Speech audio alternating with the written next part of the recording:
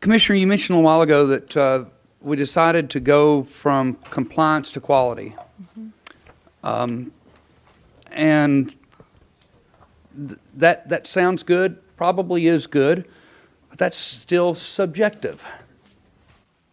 Compliance to quality. Well, who decides? We probably had some criteria, what was compliant. What's quality is subjective. It's probably in the eyes of the beholder. And as the chairman just said, the Textbook Commission was set up to be independently and administratively attached to the department. Did the commission ask you to help them review that process? Did they ask you to help them make that change? Going from just deciding what's compliant to what's quality, and by what authority would you have done that, since there's no statutory authority for the commissioner to go in there and make those changes? What's going on here? Sure. So I'll walk through the part, just a brief history of that. So the process around high quality materials for the state adopted lists began in the fall of 2018. I can't right now, and I'm happy to get you answers around what happened between the fall of 18 until February 2019 in terms of the decision making and processes there. But it is standard with what's happening across the country, where the majority of states are moving from, is this a compliance based, meaning can I find the words, to is it in a predefined rubric that happens on the front end, And that developed by teachers? that's all well and good, but Yep. by what authority did you do that? So By what authority did you make that decision to do that? So I can ask Ms. Collins to go through what the statute allows for. However, from an authority perspective, the commission goes through and approves the rubric. They approve what the list is. They approve the reviewers themselves, et cetera. They allocate some of those responsibilities for facilitating the process to the department. And so the department will go through processes like asking for reviewers, looking through applications, providing those recommendations to the commission.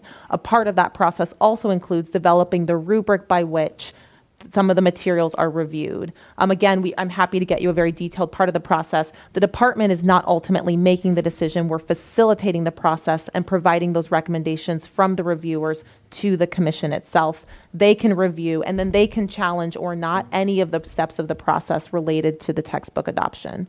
Okay. Again,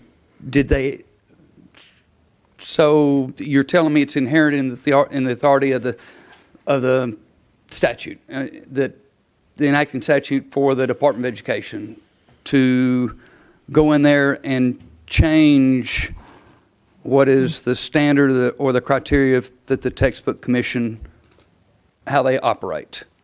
I wouldn't say how they operate. The Textbook Commission is able to determine the process by which they would like to review materials. In this case, that process moved from a compliance-oriented process to compliance, as well as ensuring that the materials would meet the rigorous standards that have been adopted by the state board. Did they request that assistance? And I will have to get you that answer. I was not here when that decision was made, so I can't speak definitively on what happened in the fall of 2018. I'm happy to get you that information in terms of how the decision was made and what those process steps look like. So the decision to go from compliant to quality happened in fall of 2018? Fall of 2018, yes, sir.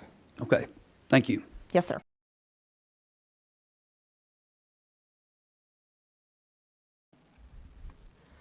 My name is Lisa Coons. I am the Assistant Commissioner for Standards and Materials at the Tennessee Department of Education.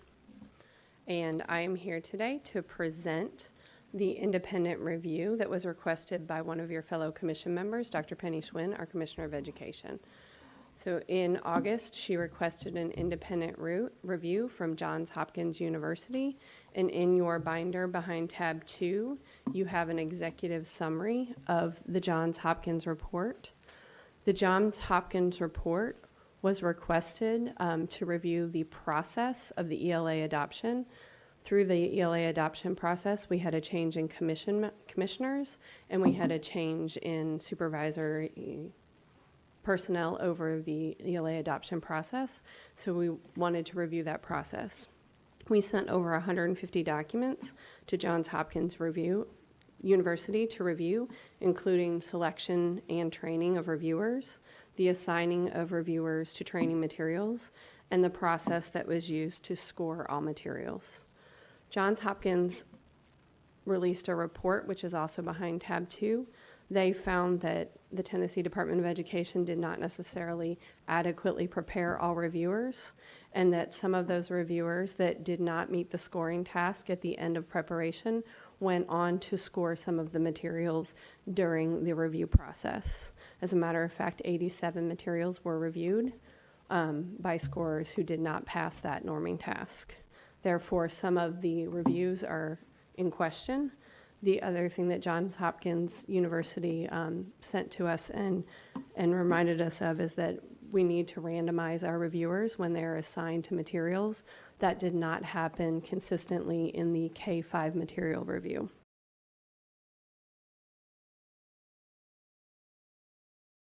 The materials being reviewed and normed in a consistent manner, how do we anticipate moving forward to make sure that that happens? So would you like me to go over the next item, the proposed process for moving forward? That was just a great transition, wasn't Okay. it? Sure, I'm happy to do that. So the proposed revised process, the original process had us review all materials. And then if materials failed on any indicators, we would launch a re-review process. We paused the re-review process at a request of a textbook commission member, Dr. Penny Schwinn, to do the Johns Hopkins report. So, I'm sorry to interrupt, but No. just to make perfectly clear, anyone on this commission could ask for, to pause the review process, is that correct? I'm going to let Joanna answer that, but it is my understanding that that is accurate. Commission members, they are to take into consideration the results of the advisory panel, the public comments, and they may request additional information in order to have a thorough review.